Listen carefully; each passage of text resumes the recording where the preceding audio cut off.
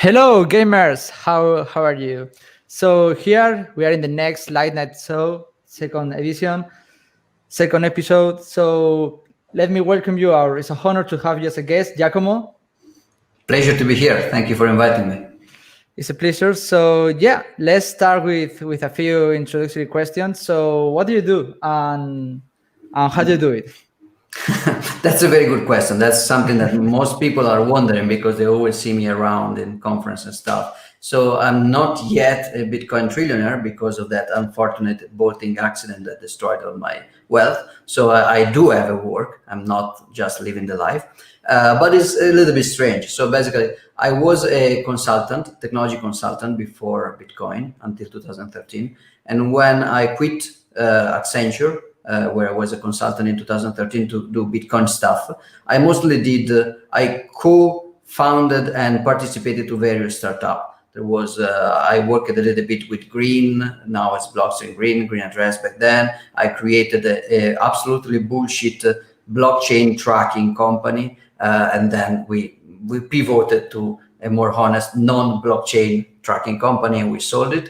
And I did a mining farm in Switzerland and it was not super profitable. And then I did another one in Bulgaria, which was even worse. So I participated to many things. Some of them turned out pretty well, and some of them didn't. Until I did something that was my main occupation for almost 3 years and a half, which was a research laboratory in Milan. Basically, the idea was to gather all the best Bitcoin developers and researchers into a place where I was paying for accommodation, travel, food, and they were just there doing what they do best. And what I did was acquiring information from them and selling this information to banks, initially Italian banks, and then especially Swiss banks, because Italian banks most of them had to stop dealing with Bitcoin for reputation and regulatory pressure, while Swiss banks, they were smaller, more free, in a more friendly environment. So they started to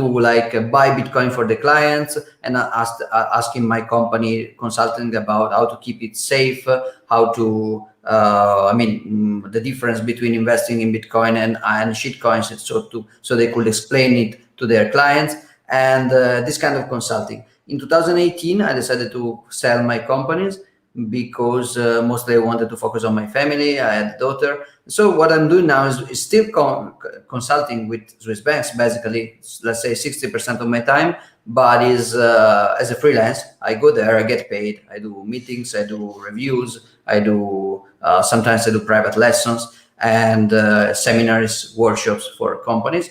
And now I'm trying to increasingly do, let's say, informal P2P workshops as well. It's very difficult to monetize retail education in Bitcoin. Corporate education is very easy to monetize, but it's very boring. While education with people is I think is less boring. So I'm trying to push. I think that when we will start again having conferences, I will organize seminars and workshops in many conferences. And what I do in my in the non-profit part of my time is to try to support, like I did before with the company blockchain, Bitcoin development research, which is basically what I do for Magical Wallet, which is now merged with Bitcoin Development Kit, BDK, and what I do with RGB, and what I did with, but I still like to do it with open stamps, and what I initially did for Bold and stuff like that. So the idea is that there are a few cutting edge projects where I could help coordinating or finding money, funneling money from my clients, or promoting, explaining, matching different developers. Like I take two developers which are doing the same thing, and I try to match them together to work in the same standard and stuff like that. I used to do this in a structured way with my laboratory in Milan up to 2 years ago, but now I do that mostly more occasionally. So that's what I do, except going around talking a lot and tweeting and triggering people on Twitter. Nice. Yeah. Well, that's a lot of things to do in that low time profile. So there's been a few points of interest that you were mentioning. So how was the experience from doing Bitcoin mining in Switzerland to Bulgaria? How was the transition there? How was the actual process of going from one place to other, and how was the result of both operations? It was completely. It was not in continuity. There were two different experiments in two completely different times. One was very early on. It was end of 2013 and beginning of 2014. So it was GPU time. It was the first. The Bitcoin was FPGA time, but it was a completely different scenario. And we had this company called BitSource in Switzerland that was basically using a private home in the mountains, which was pretty cold, with this kind of private contract with electricity. We just sold Bitcoin and Bitcoin mining contract, but then we started to run into a problem because we understood pretty soon that in a way we were scamming clients a little bit, because as our client, by mining with us, by buying some mining rights, you were making profit, but you were only making profit because Bitcoin was going up. If you were just going to buy Bitcoin directly instead of buying our Bitcoin mining rights, you were probably to make more profit, not less. So the company was profitable in euro, Swiss francs, or US dollar terms. But Bitcoin wise, I was starting to wondering, why the hell are you actually buying hash power from me if you just can buy Bitcoin? And then we realized that there may be some answer. One answer is, for example, because some clients are aware that they are overpaying for Bitcoin, but that's a private choice. They want to pay for, they want to receive a receipt that says that they are buying some machine time from a company, but actually the output, the product of that is not a graphical rendering, but is actually Bitcoin on an address. So it's a very private way to acquire Bitcoin if you need to. Of course, not at scale. You cannot do that with millions, but for small amounts you can. But then it was very tricky because, especially technologically speaking, it was impossible to really get the best. It was also very amateurish. It was not very professional. What I did in Bulgaria was different. We gathered a few investors with a local guy that was very good at physical security, real estate, and we did something big with a lot of ASICs. The reason I abandoned the second adventure as well was mostly shitcoins. It started at the beginning or half 2017, and it was a completely different environment. It was more professional. But then the other partners of the company, they couldn't resist the pressure to mine shitcoins and then mine it, because Bitcoin ASICs are difficult to get in a relevant number. That it's complex. What do you do? Especially because I was annoying them, like, don't buy from Bitmain are evil. But then what do you do? Like you can buy from you can buy from Bitfury only if you buy super huge containers. So it was complex. And these guys started to mine shitcoins. Then they started to keep some shitcoins to try to time the market. And then it was not profitable anymore, because when you enter the shitcoin casino game, it's not profitable. And also, it was reputationally not very good for me. So I ended that experience as well. So these are my very little excursions in mining, but it was a very little part of what I did. I mostly did technology consulting and integration and research and education. Interesting. Going to that point of the how to enter the shitcoin casino, how a normal person can deeply enter into that virus? How is that, even though more effective than other viruses nowadays, but how is that coming along? What's the actual state from a normal person to deviate from the light? Well, usually there are two paths. One is what I call the pendulum of gullibility. So basically, or of skepticism. So at the beginning, which is what happened to me actually very early on in 2013. At the beginning, we all start as no coiners, right? Because nobody understands Bitcoin, or almost nobody understand Bitcoin immediately, especially if they have a critical approach, if they are able to do some critical thinking, if they are normally skeptical about any kind of bullshit they can find on the internet. So when you start with Bitcoin, you think it's impossible and you are very skeptical, and that's a right approach to have.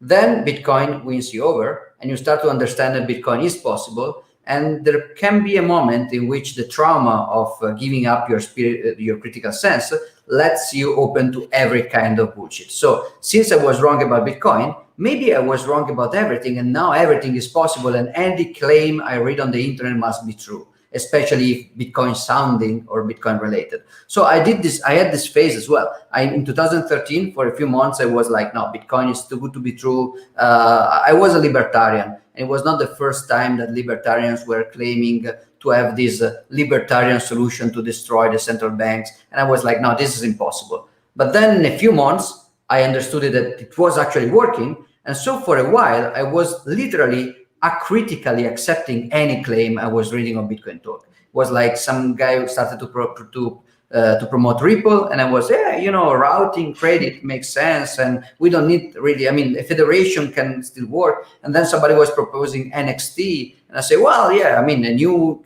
code base written in Java must be good. What could go wrong? And proof of stake, yeah, that's great. And so in 2013, 2014, I was really drinking up any kind of scammy Kool-Aid. And then I took some time to reassess.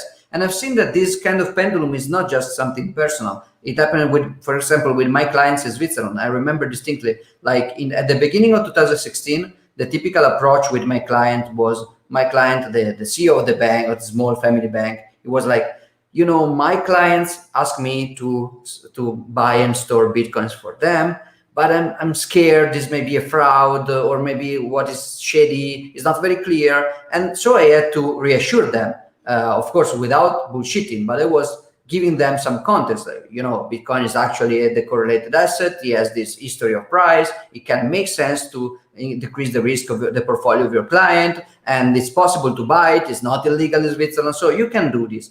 The year after, let's say 2 years after, at the end of 2017, so let's say 20 months after, the relationship was completely reversed. Like, I was coming there and they were like, okay, we have to buy this incredible ICO of my cousin because the barber of my cousin say that this ICO is going to disrupt the world. So we want to put our bank hold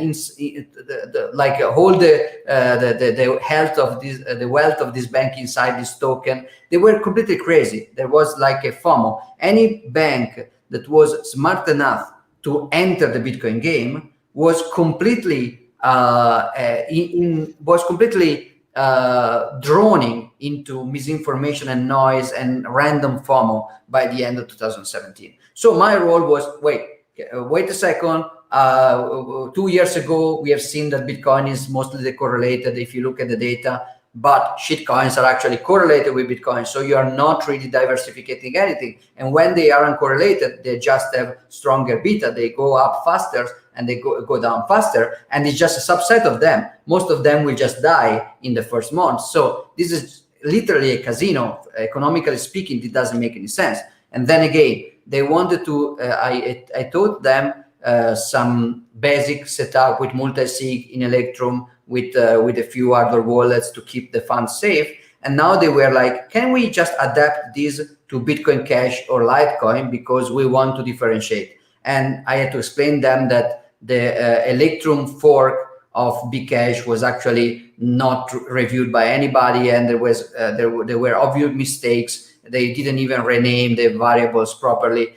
It is not the same thing. Bitcoin is Bitcoin. There is a development community that will review stuff. There are some standard best practices. There is tooling. There are libraries. There is research. Shitcoins are shitcoins. There is hype and noise, but nothing more than that. And so this pendulum was basically the same. So there is this. I would call this a quite natural way to get sucked into shitcoining. and then you just have to wait it out. You just have to, you pass through phases like a teenager passing through the teenager phases, and you will eventually get out. And then there is the more sinister one, which is that people that already know that shitcoins are shitcoins, and they don't really enter this phase, but they realize that, and we will probably talk about this later on in the show, making money in a honest way inside Bitcoin in a way that is different from just buying Bitcoin is difficult. You know that very well.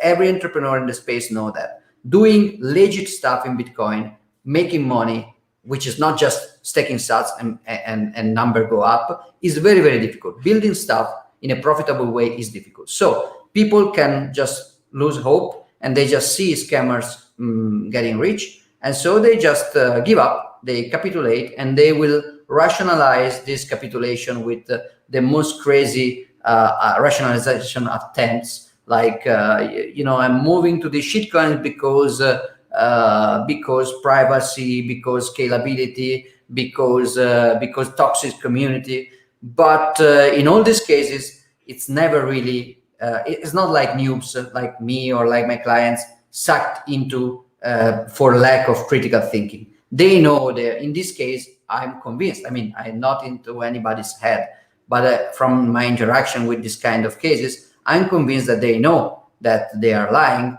but they are just tired to make less money than scammers, and so they want to join the dark side.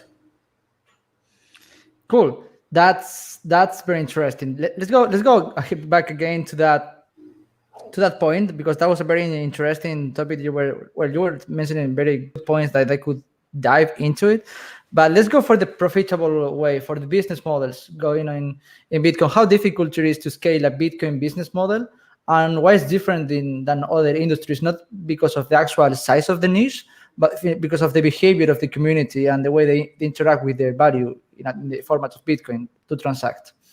Yes. There are. So the first point is that Bitcoin is privacy-oriented open source stuff, which is super difficult to monetize with the common monetization styles that we have today. I remember when I was working with Lawrence Naomi in Green Address, now Blockchain Green, and we were approaching the first investors. And he was the technical guy. I was trying to do more economical speaks, and I was trying to pitch investment in Green Address.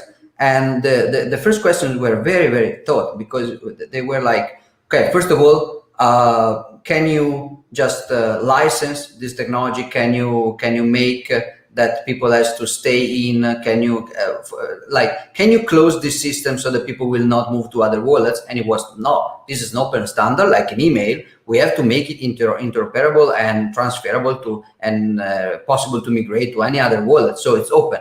Okay, so you don't have a user login, but maybe you can just do the internet way. You just offer a product for free, but then you collect the data of the users and you sell it. Well, no, we can't collect any data because this is a privacy-focused technology, and to the extent that the application does collect any data, this is actually a bug and not a feature, and we will go to reduce it. And anyway, you cannot sell targeted advertising because we will not keep any kind of targeted information, and if we do, we will work to stop doing that. So we were working against the typical business model of the internet, which is store data, private data, use it to sell advertising. Because in case of Bitcoin, you have to protect the financial privacy of people using your product. And then there was, okay, but at least there is great technology, you will have a patent. So maybe the value of the company will be the patent. No, this is a community that believes in open source. The code must be out there so it cannot be an industrial secret, because you cannot do serious security to obscurity. So the code must be out there because people must review it, and it cannot really be licensed because otherwise it will basically be left out from all the open source dynamics of the code. Nobody will build on it, nobody will reuse it, and so nobody will watch it, and so it would be useless to have it there because nobody will review it. So this is open source. Also, personally, I don't believe in intellectual property. I don't think it's property. I think that's actually state interventionism, and I will not register a patent and stuff like that. So okay, so what the hell is your business model? it's very, very difficult. At the end, I think that I identified mostly, let's say, 4 business models. One is something that cannot be that easily intermediated, but can be disintermediated, but not that easily, which is hardware. We were discussing a few years ago, a couple of years ago in Riga with the guys from Trezor. Hardware itself will probably be disintermediated. Now you can have a commodity stuff to do your. Right now, it's very easy to do a commodity Bitcoin node, but then eventually a commodity Bitcoin wallet, and maybe, I hope, in the future, even a commodity Bitcoin miner ASICs. We are still very far away from that, but we are not there yet. So if you are in mining and you do mining ASICs, that's a very high entry barrier. So you can make money out of that. If you do hardware wallets and HSMs, that's a lower entry barrier, but still pretty high. You still have to, to interact with the chip producers. It's still a very, it's a competitive market, but with good margins, I think. Then if you go to like selling nodes, like Nodl or MyNode or what Casa was doing just a little bit as an experiment, that's even harder to, that's even easier to disintermediate, because it's very difficult to keep a margin there. So hardware can work, but the entry barrier to do hardware is hard. One of the reasons that young startups tend to always have software startups is that software has low entry barriers. And if you want to create a company with high entry barriers, you need a lot of money. And if you need a lot of money, you need not your friends and family angel seed, but you need serious capital. And so you are back to another, probably the guy who are best fitted to hardware stuff are people that are already in the hardware industry somehow. I think not a rule, but it's probably a tendency, a trend. So this is the first business model. The second one is trading and financial services. You have to buy Bitcoin. Somebody will have to match demand with offer. You can do that in a decentralized way, sure, but it's not yet easy. Then somebody will have to escrow fiat while you pass Bitcoin. You can do that in a decentralized way. You can do that in a non-custodial way, like HODL. You can do that in a kind of decentralized way, like BSQ, but it's very complex. You can do using USD Tether, and you can do atomic swap, but still there is a Tether centralization upstream. So, and every way you can actually trade fiat with Bitcoin, which is something that will have to happen if the wealth will migrate progressively more and more from fiat money to Bitcoin. There will be bridges, and if there will be bridges, bridge operator, so financial market operator exchanging, will make money. At the same time, people can make money over trading, leverage, and stuff like that. There is like a blurry line between financial services and gambling, but you can position yourself in this spectrum, and it's very profitable. I mean, most of the people that can pay for conferences and for podcasts and for meetups, they are basically exchanges. Most of the research I'm doing on Magical, BDK, RGB that I'm happy sponsoring, I brought money coming from, for example, Bitfinex, which is an exchange. So exchanges are profitable, but I, for example, will never run an exchange because it's a super legally sensitive stuff. You have to protect your users, which means that you have to protect anonymity, privacy, freedom. You have to avoid censorship. But then regulators will basically ask you to do the exact opposite: to censor, to spy, to track, and also you will have a lot of incentives to add shitcoins. If you go on the website Bitcoin only, you will find a lot of exchanges that are Bitcoin only. They are there. They do a very good work. They work. They are profitable. But still, the temptation to move into the shitcoin casino is very, very high. And for example, what I find triggering, if you have a business and you sell stuff and I don't like the stuff that you sell, I don't care. If you have a supermarket and you sell horoscopes, and I'm an astronomist, and so for my profession I really hate horoscopes, and you sell them, I don't care. It's just a supermarket. But the problem is that sometimes when you sell shitcoins, since the shitcoin market is so illiquid, sometimes you have the incentives to not just sell it or allow people to trade it, but you also have the incentives to shield it and to promote it. So you start with your exchange. Maybe we'll just start with. I mean, you can exchange Big Cash versus DentaCoin versus OneCoin versus BitConnect versus Ethereum in my website, and then after a few months, your corporate Twitter account will start to tweet, "We are very excited about the new partnership with BitConnect that will actually go with super Pampamentum." I don't remember the name by Richard Hart. Anyway, it's tricky because you can be sucked into this kind of lying business.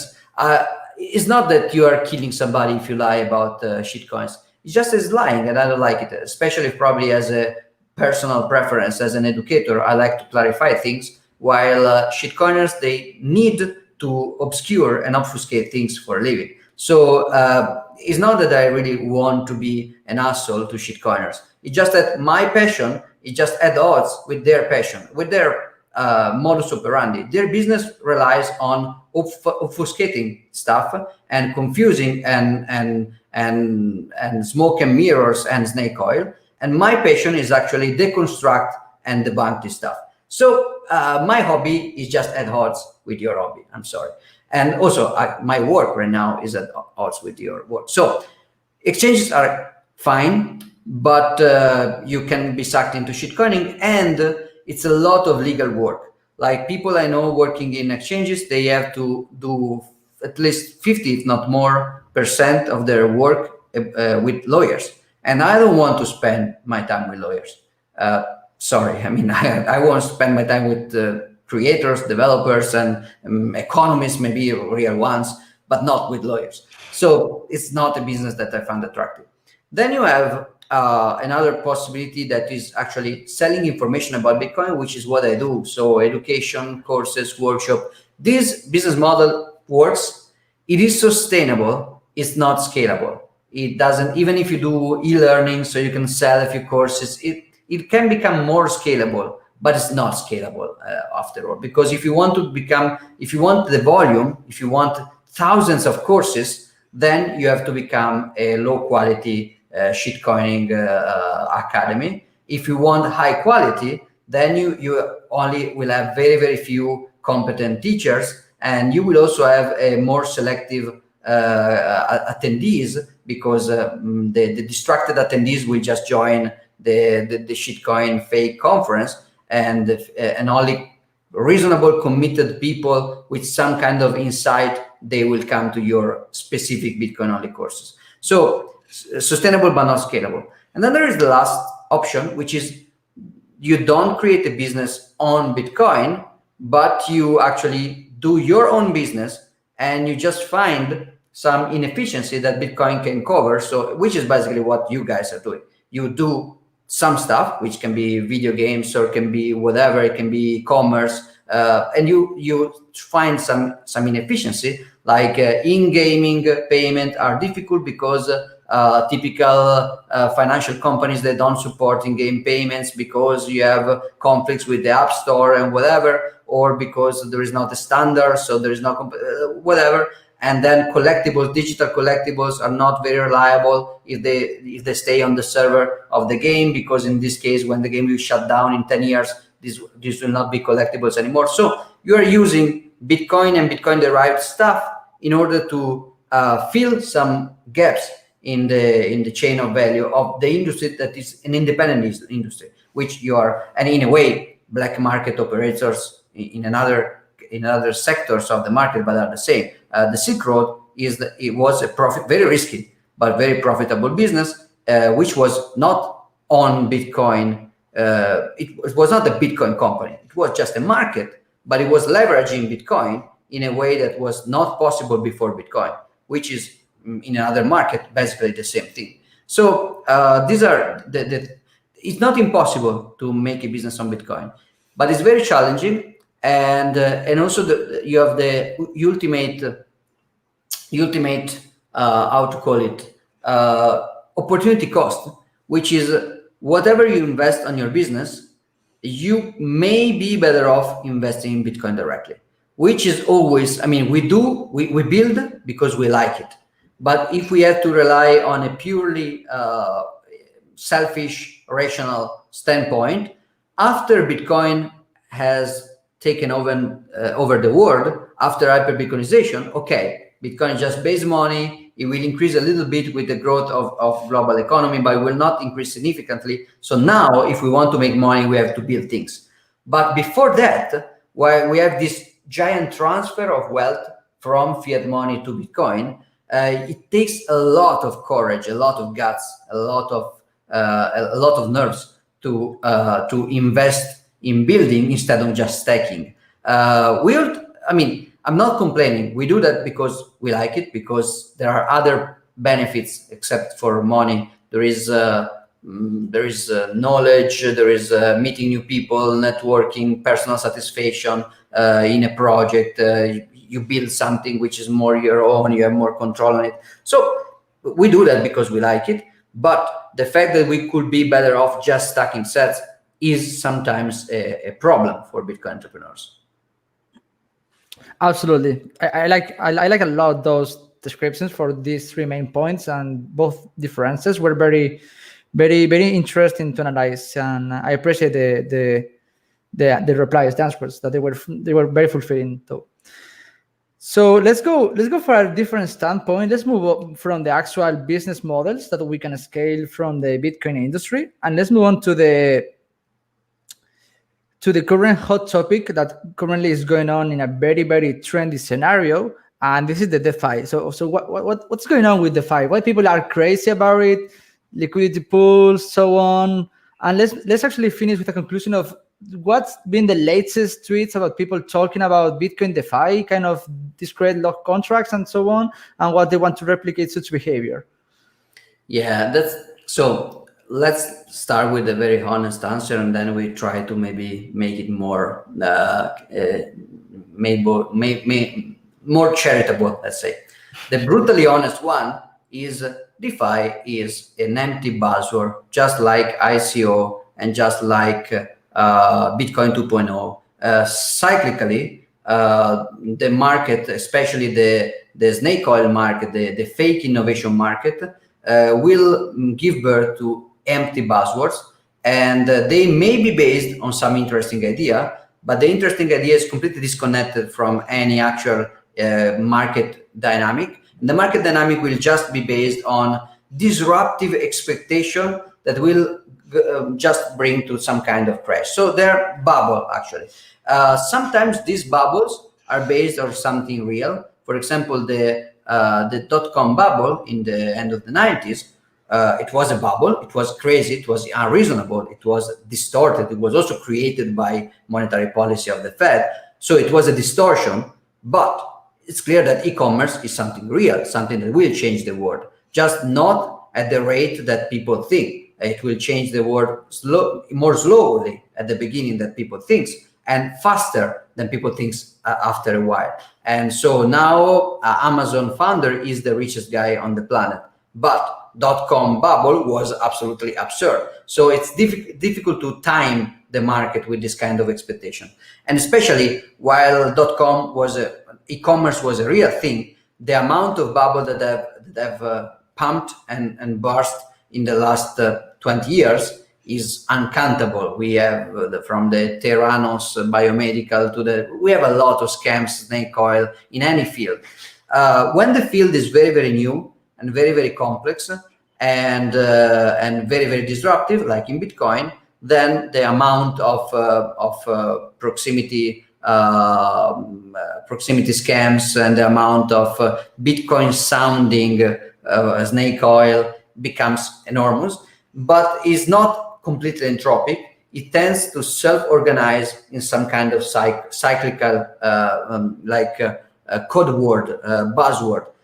This year, the buzzword is this, until people will start to lose a lot of money, and then we will switch. So the first time it happened was with the better Bitcoin. So it was when I was a shitcoiner in 2013.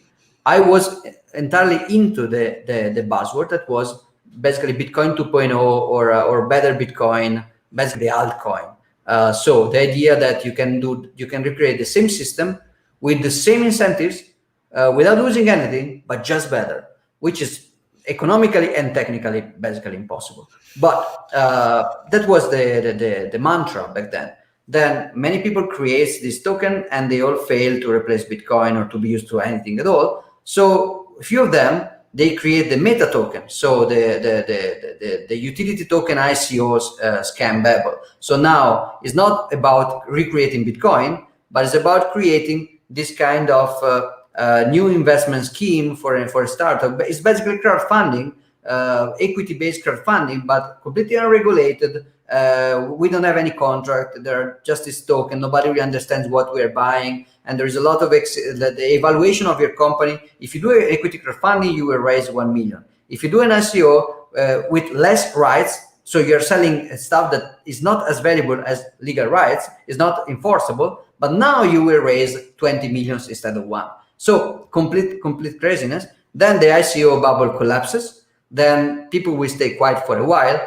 People, for example, you will have an Ethereum conference where people will go on stage singing a song that is mocking ICOs.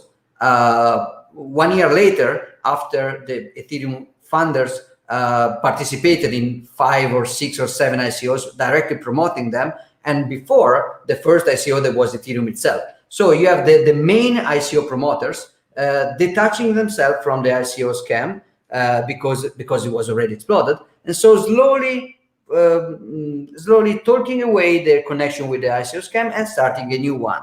And this new one is DeFi, decentralized finance, which is just an empty buzzword for random exciting about not really understood pseudo technology that traders like to pretend they understand so they can try to ride pumps and dumps. So that's DeFi.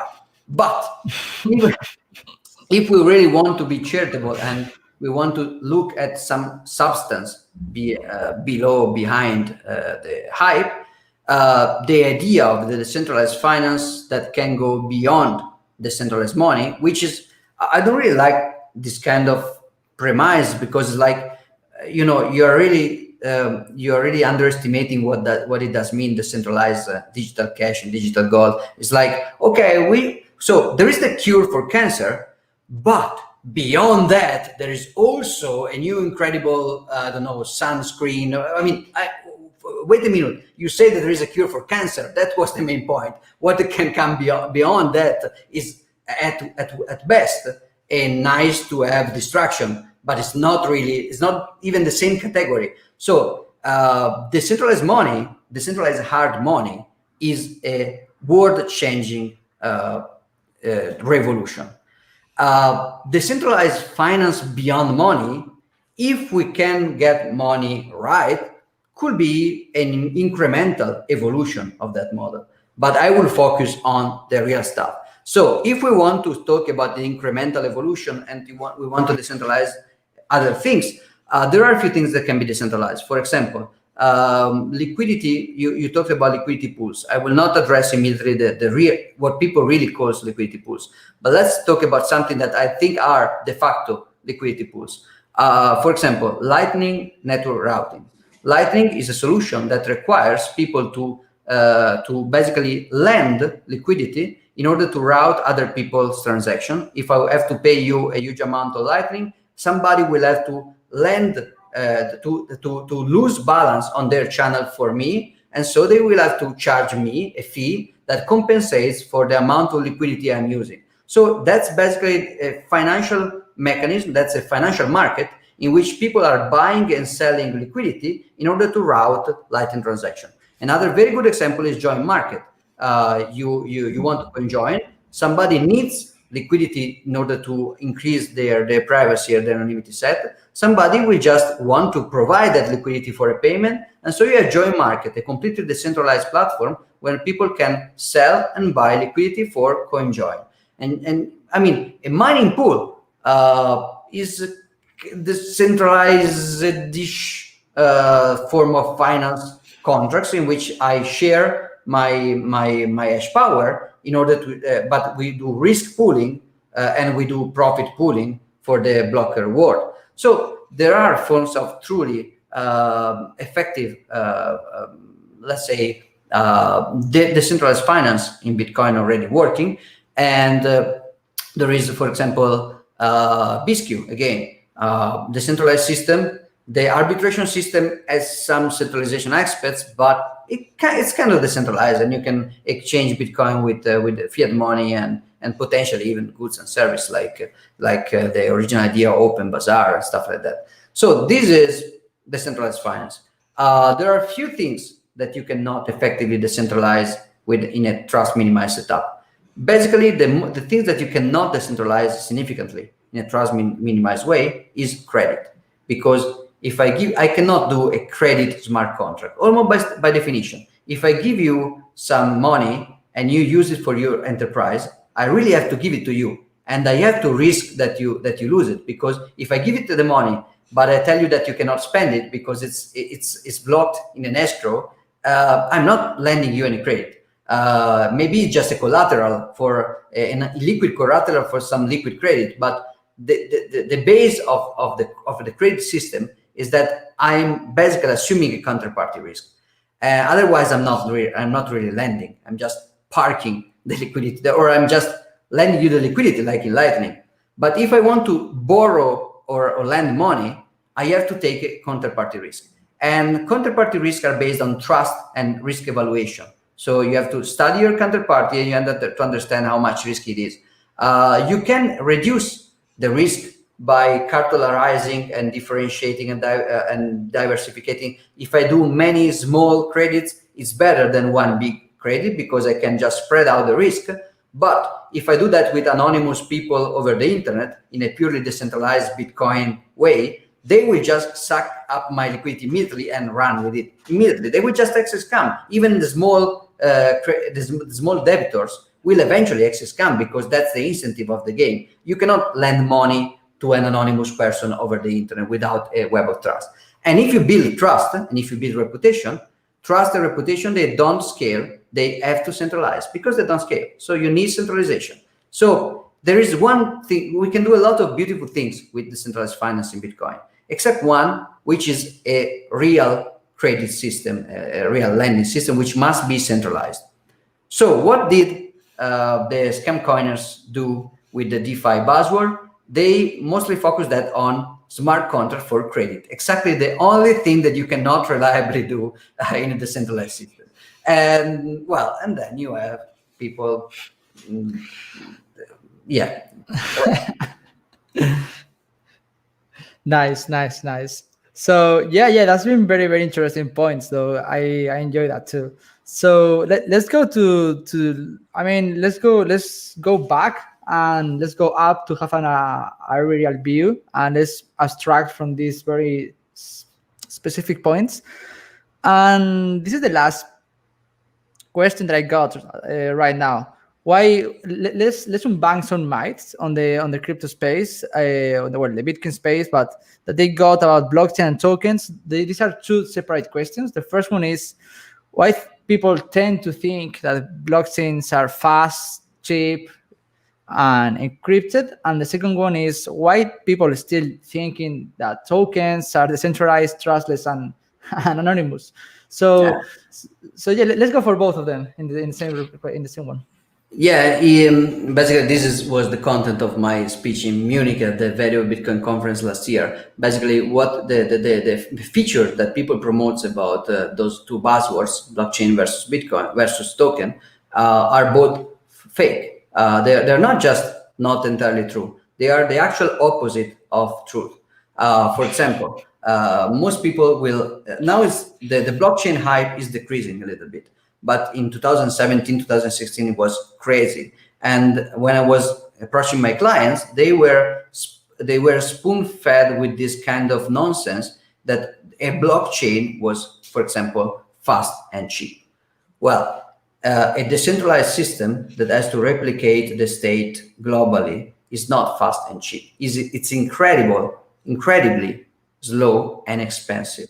If it seems cheap, is because maybe you're saving money from somewhere else. For example, if you send a PayPal payment to India from Brazil, that's technologically super cheap. There's nothing cheaper than a PayPal or Venmo payment.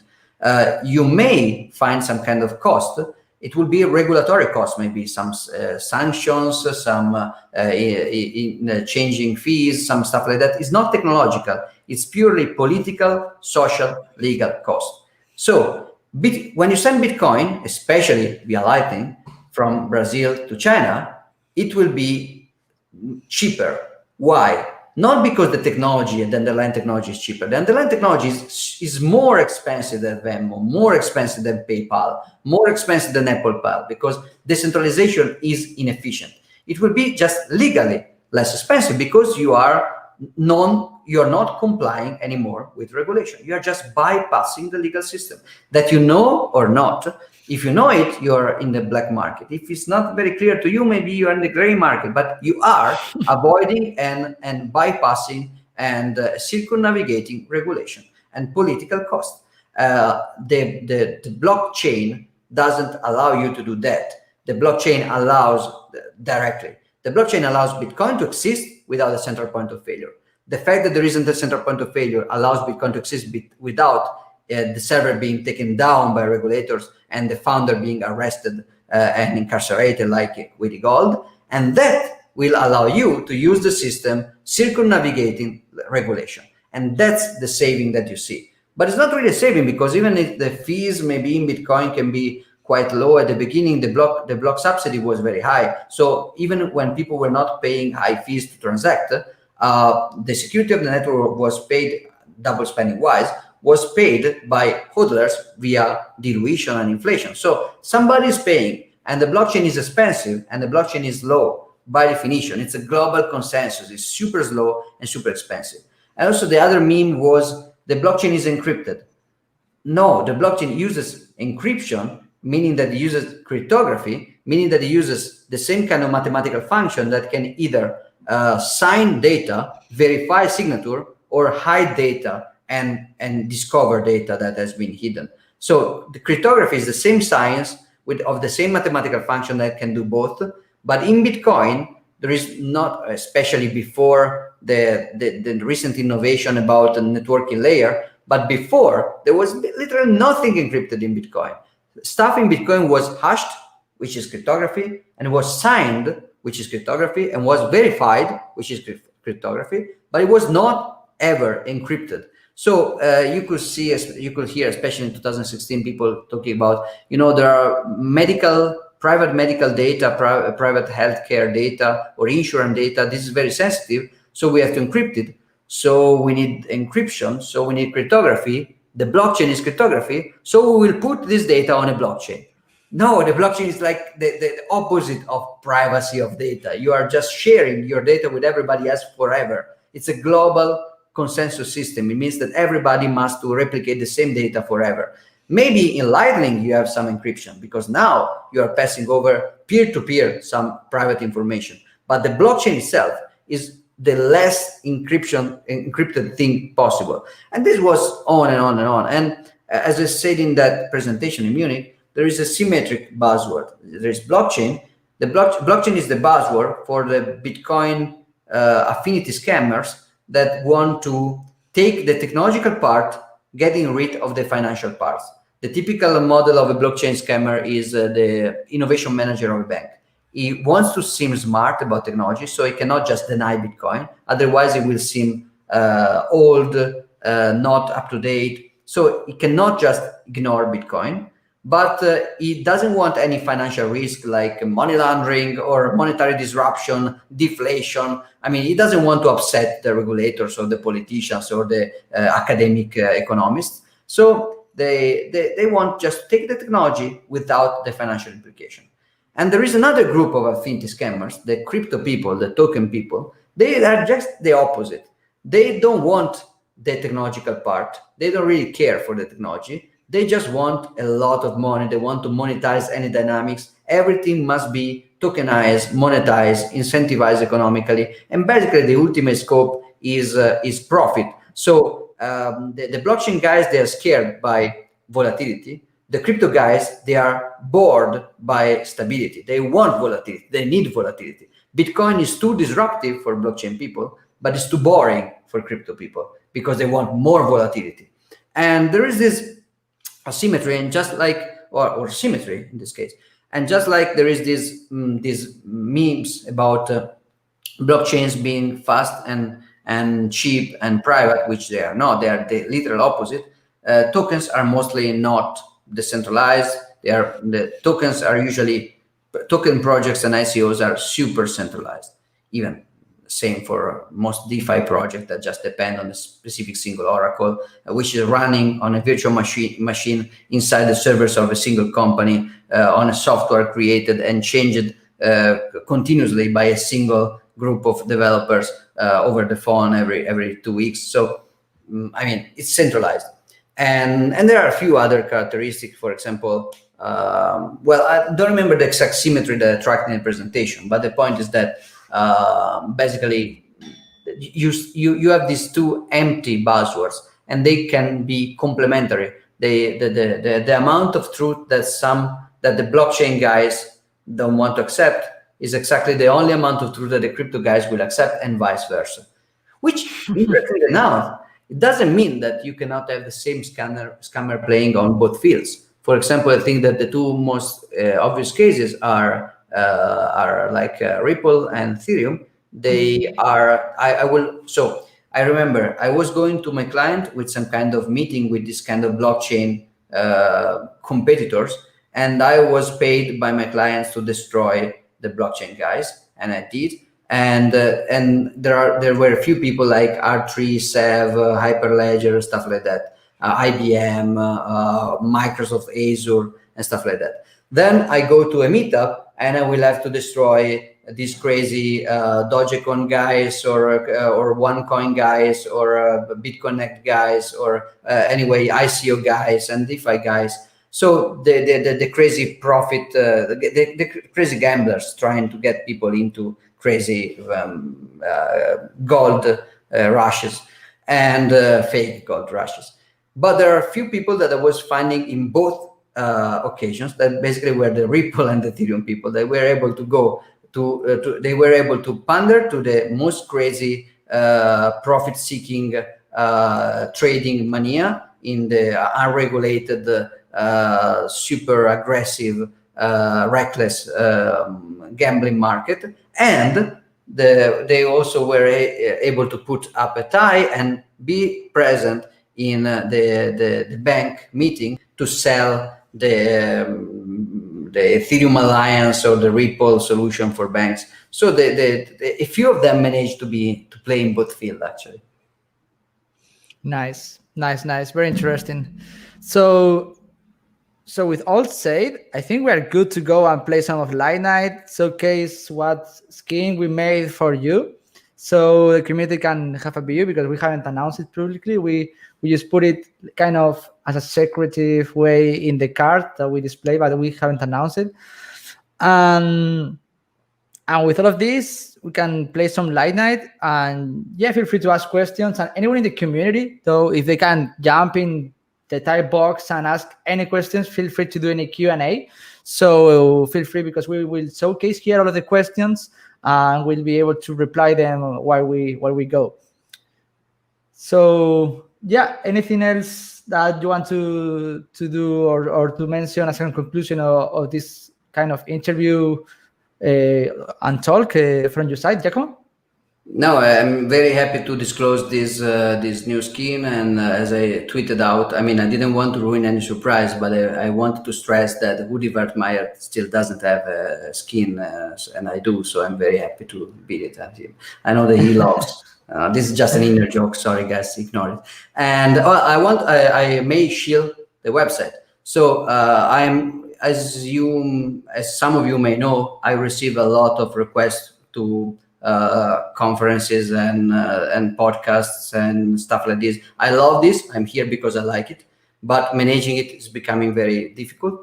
And also, I have some materials about me, videos, articles, which is all over the place. So recently, I asked the Twitter Bitcoiner Panic FOMO to help me with a proper setup on WordPress, and I basically concentrated. I am in the process of concentrating more of the material I have around me all around the web, and also the information about my workshops and courses incoming, and also all the public appearance that I will do. And also you can book my time directly with this kind of calendar, and you pay for it with Lightning Network, thanks to the great BTC Pay server disruptive technology making BitPay obsolete. Nice, nice. So I have put there, right there in the banner, your access to the website. So everyone should check it out. It's awesome. You can check out when's Giacomo going to be in the next event talking, and you can see his schedule and all of the videos that they are listed. Super helpful resources and publicly available, which is super interesting though. With all of this, let me actually display the character that we made. And I'm gonna share that screen here. So this should be one. So that's the one. So we got the skin right there. That's, what's the name? Gandalf, right? So how can you explain that name convention right there? Well, it's actually very recent, right? We were in the first Bitcoin conference, mid-space Bitcoin conference after the lockdown craziness in Frankfurt. We were together there, and I don't even remember why people started to call me Gandalf. Probably because I said something about I had probably a long beard and I just cut it out right now. So basically I said that I was to go to let my beard grow only, for the pipe. Olga, another person with the skin inside the game, like Taleb says, skin in the game. She was experimenting with pipe, and I said that I was thinking about moving from cigars to pipe when I was 90, and I had a very long white beard like Gandalf, and that created a precedent in the conversation. Also, possibly helped by alcohol, and I was Gandalf after a while. So Gandalf is the character, which is I'm very happy about this skin, because this guy is clearly the little wizard of the beautiful meme, the magic internet money meme. I don't know if anybody knows what it is, but you will probably find it everywhere. There was this, I don't even remember the name, this Reddit guy that put this Reddit image made in bitmap, very, very basic, with this wizard presenting Bitcoin as magic internet money, which was one of the first internal jokes, internal memes. It was great. And this guy is also officially the logo of, this guy here. You see r/Bitcoin, so it was from Reddit, magic internet money. And the one of the projects I'm helping, and one of the projects that right now Bitfinex and LMPBP Association and Full Group Venture are sponsoring is the magical Bitcoin wallet that was originally created by Alekos Sfirini with this kind of guy. If you go on magicalbitcoin.org, you will find this guy as the symbol of the library. Now the library is officially the set of libraries which basically entails the Bitcoin development kit. So I particularly love this little guy, and super honored to be the Bitcoin Gandalf. Nice. It's a pleasure to have you here in the game too. So one of the things that is more interesting about this skin that I can say, well, first of all, it's a very scarce asset. We made it kind of a very special edition for that, and we made it in a way that comes. Is it actually the rarest asset? Let me actually display it back again, so we can see while we talk about it. So it comes with this weapon, which is a melee weapon, which is the toxicity wand. That's the way we call it. And it can be actually here. I mean, if we type toxicity wand, it will be displayed here. Nice. So this is the one. You can actually have that one. This is the skin that we are also giving away for everyone watching this live stream. We are going to give away this skin, the Gandalf character, and a few others that they are not as scarce as the ones, but just for the fun of making events and giving away some skins to people so they can interact with assets. It's cool to do that. So And yeah, I think with this we're ready to go. I'm not sure if we have been able to load this skin in the in-game mechanics yet. It's an upload coming, so maybe if I can make and download, check out if I can download the latest version of the or maybe not. I'm not sure if we'll be able to display the game, but I can showcase how it is while we are about to play. So let's go for it. Let's go and check it out how it actually outperforming Gandalf in the video.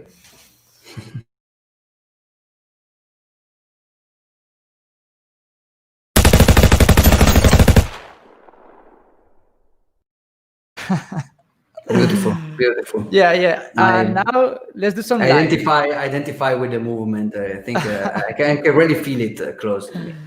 And that was pretty quick. Let's actually go watch it again. So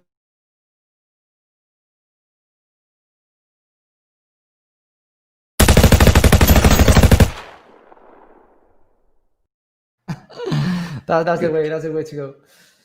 Cool. So some people here in the comments chat, they are liking it, and there is some people saying that they like the discussion. So that's your own. I remember this was a fantastic man from the event in like 3 weeks ago in where was it, in Germany, in Frankfurt. And yeah, he was there when we met physically there in the discussion in the event, and he liked the discussion we were having. And there's people that they may have any questions, feel free to put them while we're gonna go and do some live streaming of the game. So have you actually make it to play the game or not yet, Giacomo? Not yet, unfortunately. Video games are something as I told you many times, I really like what you're doing, but I'm ashamed to say that video games require some kind of continuity with good hardware, and I always surround with mostly mobile phones, and even right now I'm using a Chromebook. So it's really something that I had to sit down a little bit for a few weeks and get back playing video games. I will absolutely, I take a public commitment. I will play this game before October ends. Well, if October ends, that means Untitled the multiplayer. So it may be good to jump into multiplayer kind of match with some other cool guys there, doing some Bitcoin toxic topics, and while playing, while killing each other. When I was a kid, I don't remember exactly the age, maybe 17. I was a local, very small champion of a real tournament, and I did basically every Wednesday. I went with my high school friends to play Counter-Strike mostly. It was probably mostly Counter-Strike at a LAN bar where we could eat and drink and play LAN with other people. So I did used to play a lot, but as you can infer, but the titles that I just mentioned, I'm a gaming boomer. I'm just mentioning very old games. So it will probably take a while to become proficient in this.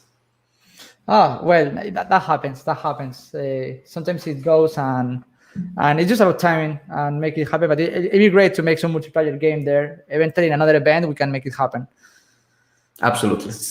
So I'm trying to log in the game so I can showcase what it is.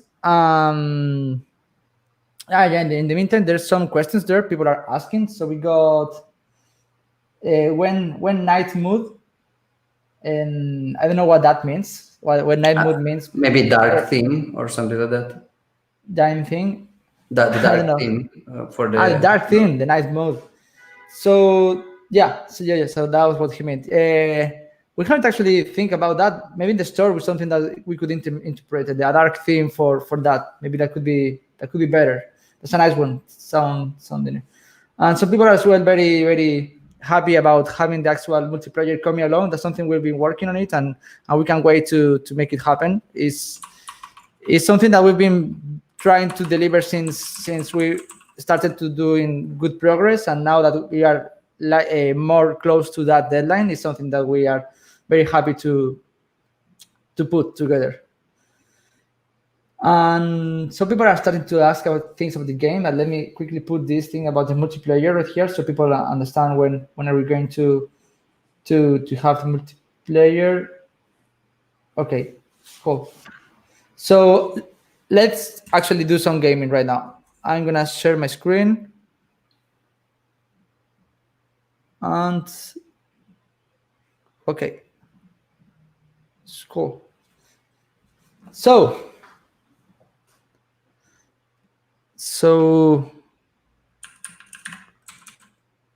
cool. So here they are all of the items right now. So let's go and let's customize our character. So you drive me if you want, because I think I've played this game many times already. So if you want me to go and if you find any interesting characters, here there are not all of the characters available in the Explorer. It's something that we are doing populating. But we got some cool skins from Strike. So we also got Yeah, very very Huddle difficult Note. choice. Yeah, let's do the Space Cat. Yeah, let's do it. Huddle Notes. Oh, we also have Mr. Huddle too. Oh, there's And also Mr. Odell and Jimmy. Very nice, very nice. yeah, and Jimmy, you Well, want to there play is, as Jack Jimmy? Mather. There is Jack Mather. Yeah, Yeah, Mr. that's I Mather don't know. too. Well, let's go with Odell now. That was the first choice. Huddle Note. Okay, let's go with Huddle Note. Some wearables. So you wanna go either a combination of Huddle Note Trampy or this is great. This is great. I don't need to see anything else. This is the selection. this is the selection, right? Wait, maybe something good at this is BTC sunglasses, kind of. They are nice, but Trump hire is problem. Trump hire especially on top of the helmet of Odell Note. Okay, that's good enough. That's good enough from my side too. I like that. Maybe some other stuff that we can put like I don't know, some props, maybe some handcuffs or something, or just as good as it is. It's good to go. Yeah, I think it's good. Okay, let's go. Oh, Huddle now seems to be the most liked character skin, because the last event we were also playing with that one. He became. I mean, we were all being Huddle out when we changed the Twitter profile picture, so everybody's already used to be Huddle out for a day. So probably that's it. Yeah. There's some clipping interferences with the skin, but I think this will be solved in next releases. By the way, talking about Huddle now, he's coming to the next event. So next week, for everyone here that is watching this live stream, we'll be hosting our guest, and we're so honored to have Huddle out on next event. So next Wednesday. So we can make a deal before the event. I'm basically choosing Huddle out skin, so he will have to choose the Jandalf skin. That's right. That's a very good deal. So that's a very good deal. So yeah, that's a good one too. That's a good one. So that's one good change for another one. So in this mini game, let me explain you what's going on. So we have kind of some viruses here. So the thing is, like, you have to kill those viruses before the time limit goes. And this is kind of a single player mode that we're using to oh shit. Oh man, I died. So even though I died, I got 500 Satoshis, which is pretty cool. So people can start interacting with some real in-game balances and some real value in the game. That at the moment we're doing this, for a promotion, so people can start interacting and stacking sats. So people are liking this, and eventually it will be a more game mechanics where you can actually go and have something more than that. And we're talking about this game mode in a multiplayer stage where you can actually go with your skins in a game. If you die in this very aggressive game mode, your skins are at stake. They are lost there in a kind of a multi-sig wallet where you can actually live, and the winner of the actual game can get those skins. So that's something that we are doing right now. And that will be when the actual impact and powerful mechanics of this will take place, since we'll bring more. Please change Olga with Trump's face. I cannot That's a good combo. So let me actually change the face. We can play Olga with some gas protection, Huddle Note style. Nice. What would Olga would like to play as? Just as it is, some Elfo style, or no, what would you more guess? Serious. The Roman helmet. I think that's more appropriate for him. The Roman pay justice for that, and maybe some good props like handcuffs that in case someone goes back. Okay, let's do Let's try again that one, that game mode, because it's kind of complicated. I'm trying. So Olga, shout out to Olga if you're watching this. This combination of your skin is a legend, so you have to admit that this is kind of cool. We have to make another skin of your alter ego and make it more aggressive, because this is too serious though. But it's serious. Serious is good. Yeah, serious. Yeah. But So I mean, it is pretty aggressive. I think it is pretty aggressive. yeah, especially with the handcuffs and the Roman helmet though. And it's or Spartan, yeah, Roman or Spartan. Yeah, Roman or Spartan. Yeah, more Spartan, I think. So yeah, feel free to ask any questions if you have, Giacomo, or the community. Yeah, and right now I'm just watching. I'm very interested to. So basically, the Satoshi that you win, you're basically providing them from the company directly as like an incentive to play, right? Yeah, it's incentive to play and to test out the game, so we can in return receive bugs, report, fix, improve the actual game mechanics, and make the development more agile and more easy to do, because now they have an incentive to play. Nice. I also remember that in multiplayer there will be the possibility to, let's say, steal each other's satoshis when you frag, right? Absolutely. So basically, what happens in the multiplayer that we're making the arena right now is that you jump into a pool of gamers and into the actual game, and what happens is that the matchmaking process, it pairs with users from the same level and the same market value of the actual skin. So once of these guys are in the same pool, they actually play the game, and if you die, it's gone. Your skins that you were putting as a collateral of your skills, they are now out. And what you have instead is you're out of the game. But the guys that are remaining in the actual game, what they receive is, if you win that game, you kill one guy, for example, and then that loot is in the actual digital floor of the game. And what happens is that if you win the game and you have enough loot in your backpack, because you have a limited amount of slots, which actually force you to take wise decisions whether you need higher loot in terms of value or more effective loot in terms of ammo or guns. So at the end of the game, when you actually win or lose, you no skins to you, no goodies to you. But if you actually win, or your squad wins, you receive those skins to your account, and then you can sell those skins to the marketplace, no matter if it's the official one or the actual community from any other third parties, because it will be all as a liquid asset that any liquid exchange could do that. And then you will cash out the profits using Lightning Network, which is the native currency of the game. Nice. That's actually very interesting. Like one of the best feature, even when you don't go with a serious money gambling, like in poker or stuff, but when you stay on the very small gambling aspect, what was always very interesting of some real life mid-space games like Magic the Gathering, or I remember Pogs. There were a lot of games in the mid-space where you actually risked something, making it way more exciting, because you are actually getting or losing something which is not just variable inside the game, but also outside. So this is something that was not easy to recreate inside video games until. Yeah, and the fact that other companies are doing what they do and they provide kind of makes the ecosystem more healthy. And what I mean to say in these very abstract words, reducing to a more specific, is that you can make the incentives to play more liquid.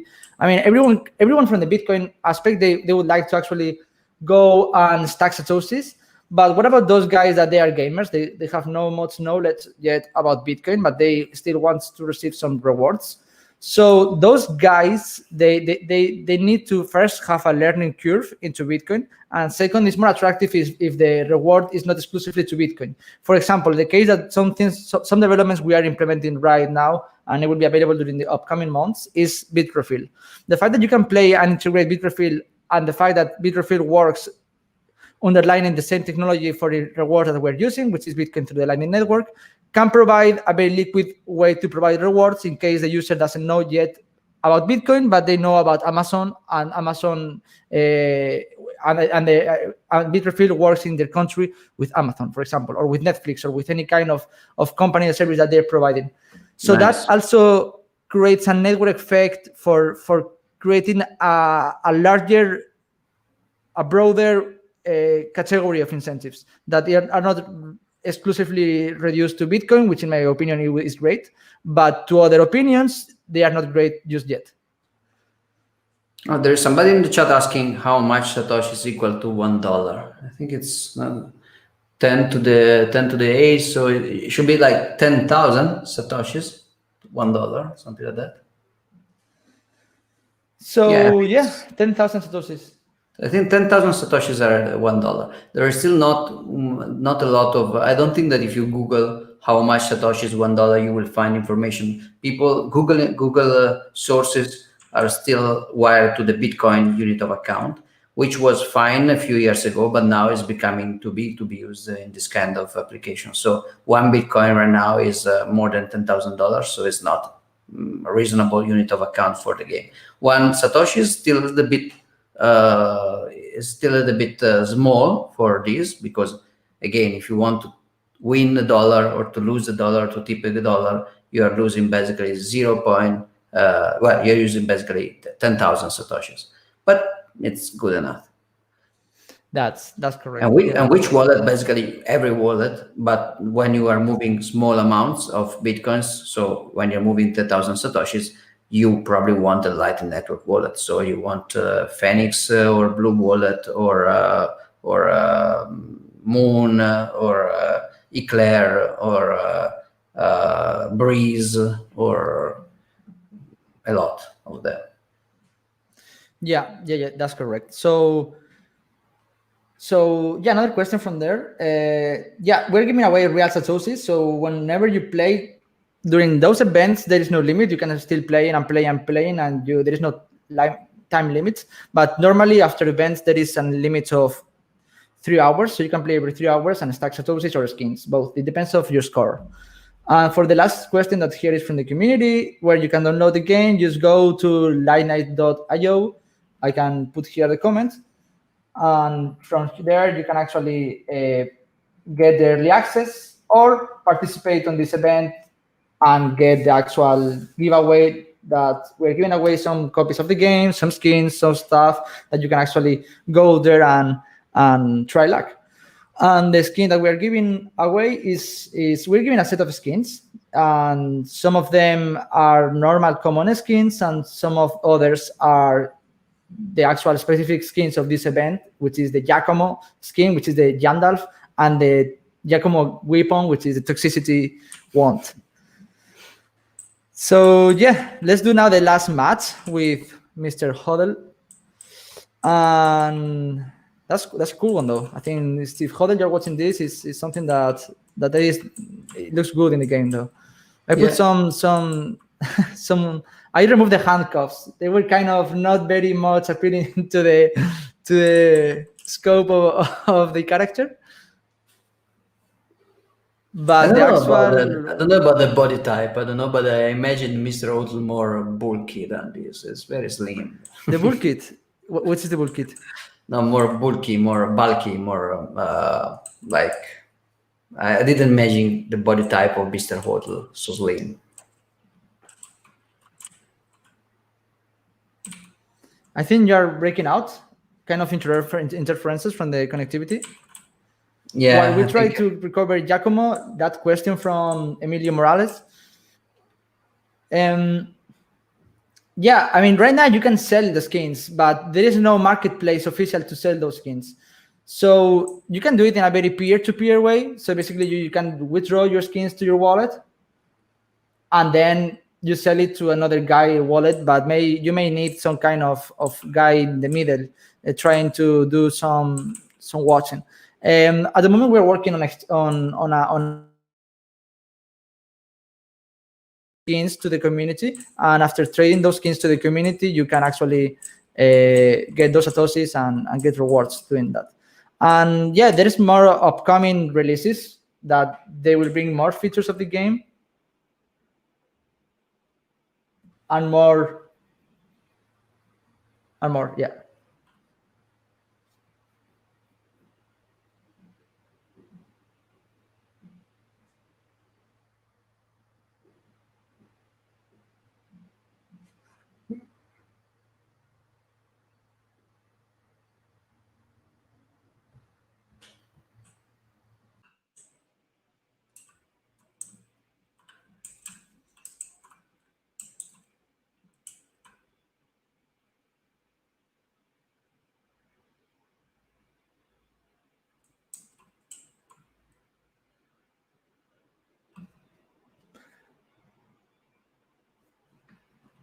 So with all this said, we have some travel connections here. So let me close this. And it's been a pleasure to have this event here.